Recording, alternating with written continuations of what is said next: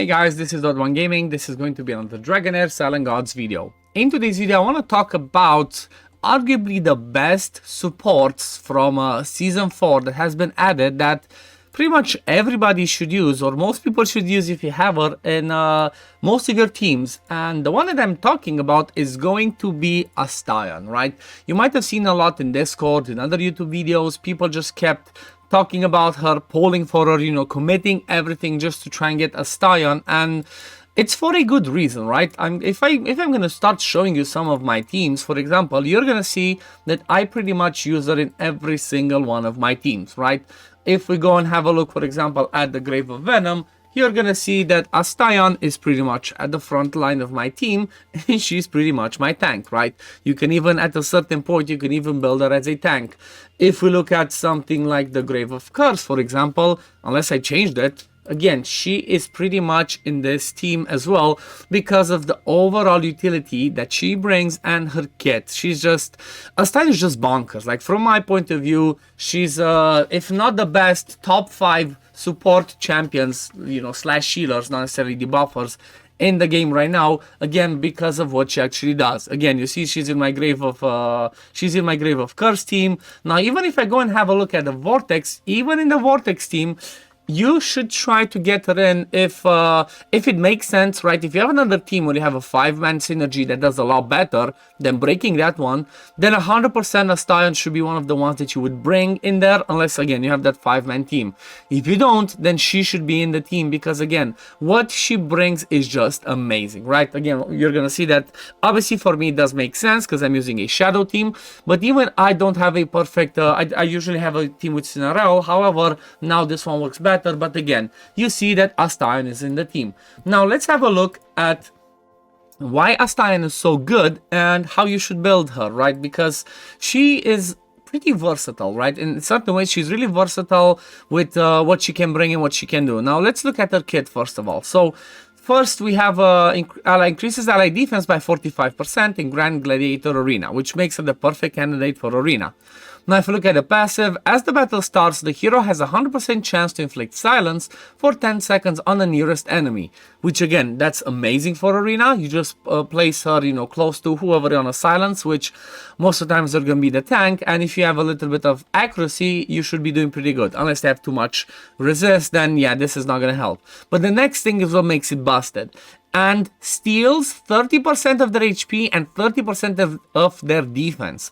50% of the stolen attributes will be transferred to the ally with the highest attack. So this is amazing. You pretty much steal HP and defense, which means you're going to make them squishier. And if we're talking about boss fights, well, having 30% less defense is pretty much the equivalent of having the low version of defense penalty already on the boss as the battle starts, which is amazing, right?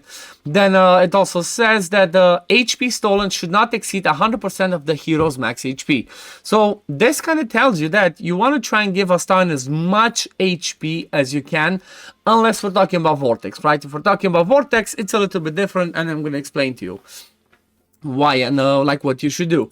Now let's look at the battle skill. Deals necrotic damage to enemies with range. You see that it has like a straight range. You pretty much, she throws her lance to enemies with range. 50% chance to inflict stun for 3 seconds. Grants crit hit resistance to the ally with the highest attack for 5 seconds. The hero recharges ultimate energy by 5% upon hitting one enemy. So it's, if it hits a ton in a wave, it recharges more, but in boss fights, this is not as crazy. Now, this is what it's at. This is the part that I love about Astaion's kit, and this is amazing because it allows you some different ways of using her. So on the ultimate, summons a domain that lasts for 10 seconds at the target location, dealing 60% necrotic damage to enemies within range every 1 second. So that basically means 600% attack. It's not the highest attack, she's a support. However, there's more. Heals all allies by 3.5% max HP. What does this mean? It heals them based off of Astaion's max HP. If it said target max HP, then it would have been the target that it heals. But because it just says max HP, that means if you have 100,000 HP, she's gonna heal them for 3,500 every single time. And then if you put that, 10 times for every second, that's going to be 30,000 HP healing, which is massive, right? That's gonna be a massive heal. Also, if you pair it with some other healing artifacts, it's just gonna make it amazing. Then when enemies within range gain a buff, there is a 40% chance to replace the buff with a random debuff. So apart from Vortex, for other areas, if you do build her with a little bit of accuracy, she can be really interesting and really powerful because, she can mess up with the buffs and the debuffs of the boss fight. Now, if we're talking about builds, how should you build her, right? What's the best artifacts? What's the best gear? I guess let's start with the artifacts first. So if you want her to be the one that gives you the most boost in damage, the Solar King's Horn is going to be the best because when the wearer heals an ally, increases the ally's damage by 5% for 10 seconds up to 3 stacks. So obviously because she has that heal over 10 seconds, you're going to have that 15% healing damage boost that everybody's going to get. This is one of the perfect artifacts. Now if I want to talk about another one that's a little bit different and quirky, you could go with Witch's Remains, right? Because she does that damage over the 10 seconds, she could be the perfect candidate for this because this one's pretty much going to be, from 10 hits, you're definitely going to land the defense penalty. So Witch's Remains is going to be an amazing one for her. Then another one that I guess for overall team utility, the Chest of Radiance could be really good on her. Then we have something like Everlasting Diamond, healing from the wearer increases by 25% and then increases her resist as well.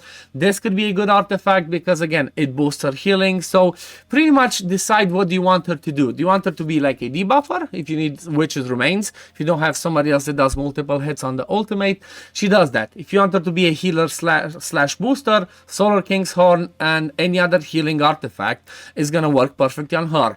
Another quirky one that could work especially for a temporal vortex is going to be the Craven's Eye Patch. Okay, this one gives HP and defense percent and reduces the damage taken by 40% when the wearer takes damage that exceeds 35% their max HP in a single hit. Why is this one so good for Vortex? Well, as the Vortex progresses from stage 3 and 4, the single target hit not only does it scale off of the boss's attack, but also off the wearer's HP. So as an example, if you give her 100,000 HP but barely any defense, it's going to be really painful, she's going to die faster, and then this one's going to come in clutch. However, if you want to build her perfectly for Vortex, try and do a combination of still having the highest HP. So let's say maybe you can make 70,000 HP to be her highest, but then try and give her like 4,000 defense, right? That means she's not gonna die as fast, and also paired with the Craven's Eye Patch, is just gonna make her survive longer and longer, and she's not gonna die from that single target hit, which means you're gonna last longer in Vortex. Now those are the artifacts. Now when we're talking about the gear sets, well, again, if we're specifically talking about something like Vortex, the Hope of Oasis, if she's going to be the one taking the single target hit, the Hope of Oasis is going to be the best one for her because, again, when the wearer's HP is higher than 60%, the damage taken will be reduced by 25%. So that's a lot of damage mitigation, right? 25% from this, plus if you had the other 40 from the Craven's Eye Patch, she's pretty much never going to die, right? She's never going to die, and that's perfect.